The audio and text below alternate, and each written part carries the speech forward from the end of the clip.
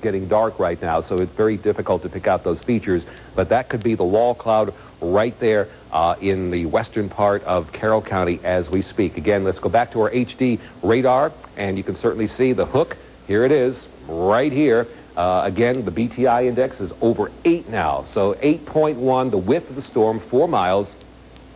Bowden, 524, so it's just about on you. Burwell at 527, and the city of Carrollton at about 5:30 tonight. Again, Bowden, you're seeing some very strong winds right now. Here's another little notch that's forming right here. And again, some of the city streets that we can get down close to that. Brad will do that. You can see some of the city streets and the neighborhoods that are really going to be involved in this. Again, take cover immediately in Bowden. State Highway 166 is where the strong straight line winds are very evident now. Right along State Highway 166 toward Brickyard Road. Take cover immediately. You can certainly see we have neighborhoods, we have houses in these areas. We zoom on down to that kind of a level. Here's Sandy Flat Road. Here's the Bowden Area Hospital. If you live close to the hospital, you're going to see those strong straight line winds approaching you right now. Mill Street as well. And again, all the way through this area, straight line winds to be followed by some very large hail. And you're very close to that hail now. Here's the grammar school out here, Mill Street, the city of Bowden, Tarpley Avenue. All these areas getting hit hard now with straight line winds, and just beginning to see the heavier rains move into this area. Kent Street, all these areas, Barr Avenue. Please take cover immediately on the lowest part of your house, away from windows and doors, and especially the western side of your house. If you suspect you have some kind of a dead or dying tree that is very near your house, just be prepared. You're going to see a lot of wind coming in very short time, very short time. Jonesville Road, seeing some hail now, no doubt, along State Highway 100 just to the west and northwest of West Jonesville Road, Madden Road, all seeing the hail now. You're embedded in one of the largest areas of hail I've ever seen in a thunderstorm in Georgia. Here we are at Red Barn Road. Again, this is hail. When it's outlined in this purple here, this is all hail showing up in the thunderstorm, and you can see the hook now that's coming right down here. And look at, you talk about the lightning. Here's all the lightning. You see that just right around here.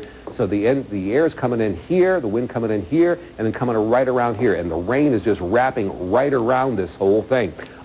Here again is Brad showing us this, and our storm tracker to 3D mode. You can see the descending reflectivity funnel right here. Again, very evident here. It doesn't look like it's going all the way to the ground now, but certainly a good bet that we're going to see a tornado imminent now in the western part of Carroll County.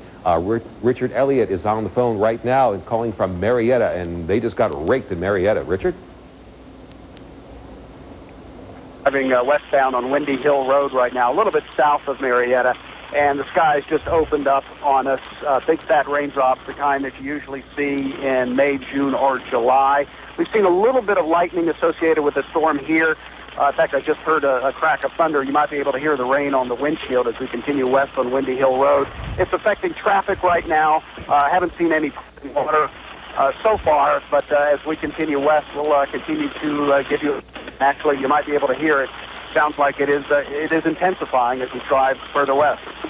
All right, thanks very much. Richard Elliott calling from Marietta right now with that particular storm as we see it on the radar now, moving toward the Sandy Springs area. Again, this is not a severe thunderstorm. We do not have a warning on it as of yet, but that may occur because there might be some hail associated with that.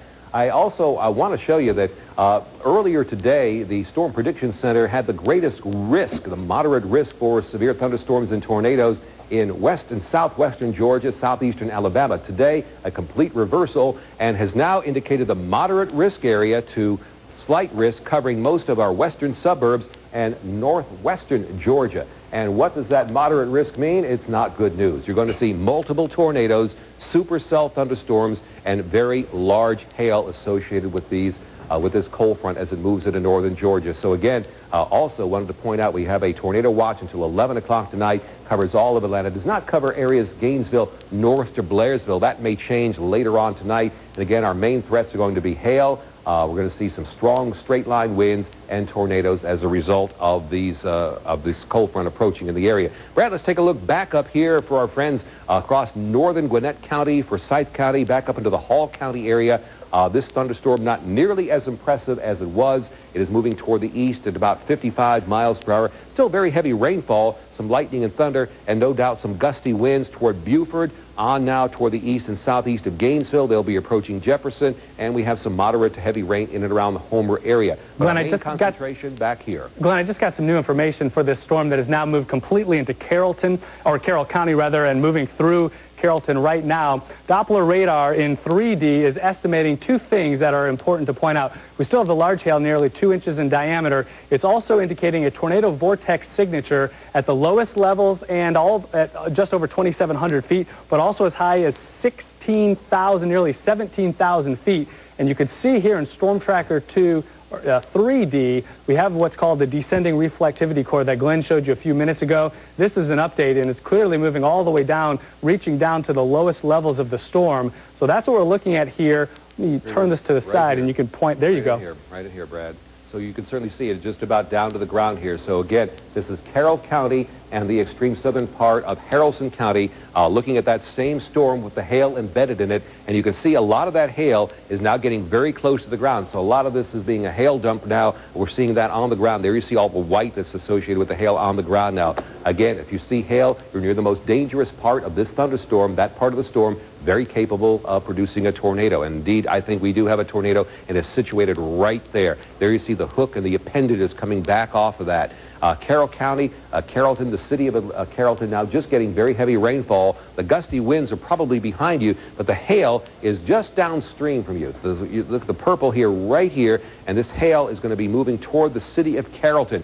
Brad, on this storm track here on that skit, let's take a look and see who's going to be in the path of it as it moves toward the east, southeast, at now a speed, the radar estimated at the National Weather Service office, this is now moving at 70 miles per hour. 70 mile per hour storm. It's a rotating supercell, and our BTI index is at 8. That's a given that we probably have a tornado on the ground now, and it's probably right in here in the western part of Carroll County, moving east at 70 miles per hour. Also, right along I-20, just in the southern part of Haralson County, rain, thunder, lightning. But again, we do think the most dangerous part of this storm is going to be approaching the city of Carrollton now. A lot of lightning and thunder associated in and around that vortex that we're looking at here that Brad showed you. 27 strikes in the last 15 minutes alone. And the main concentration of lightning is usually right around where we're finding that tornado. Again, city of Carrollton, we need to take cover right now. Away from windows and doors, get away from those western-facing walls. Again, moving this way, slightly south of due east. And severe hail, 90% likely, and the hail size, 2.5 inches in diameter. Now, granted, a lot of that's going to melt before reaching the ground, but again, just to give you an idea that we have updrafts that are suspending hail 2.5 inches in diameter, and it's a massive amount of hail embedded in that. 5:34 when it arrives in the Carrollton area, across the Banning area at around 5:43 tonight. So here you see Mount Zion. Here's the city of Carrollton. And who do we have in Carrollton right now? Jeff Dorr is in the city of Carrollton watching this as it approaches. Jeff? Hi. Will, with the weather is just starting to get here, it's been the weirdest thing. The sirens went off about 10-15 minutes ago, but we were in direct sunshine at the time. Now we're getting a pretty good rain. To our south, we're seeing sun. To our north, we're seeing very dark clouds, and now we're just in the last few minutes getting some lightning strikes. Glenn, you can tell me how far these away these are. Anywhere from 3, we've got 3 seconds, 5 seconds, and 11 seconds. So they're pretty close. Yeah, for every 5 seconds you can count, that equals a distance of 1 mile between the time you see the lightning and hear the thunder. If you count to 5, that's a distance of 1 mile. So we've had them anywhere then from 1/2 mile to 2 miles from us, and they're getting more frequent now.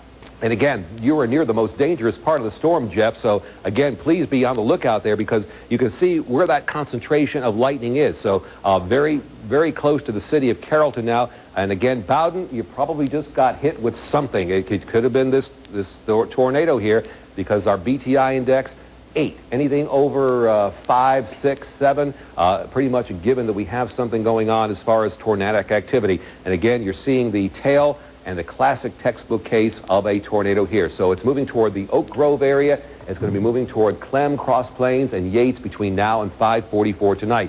Again, you can certainly see the strong couplets here. You have winds going away from the radar at 58 miles per hour toward the radar at 58. Again, this is not a lopsided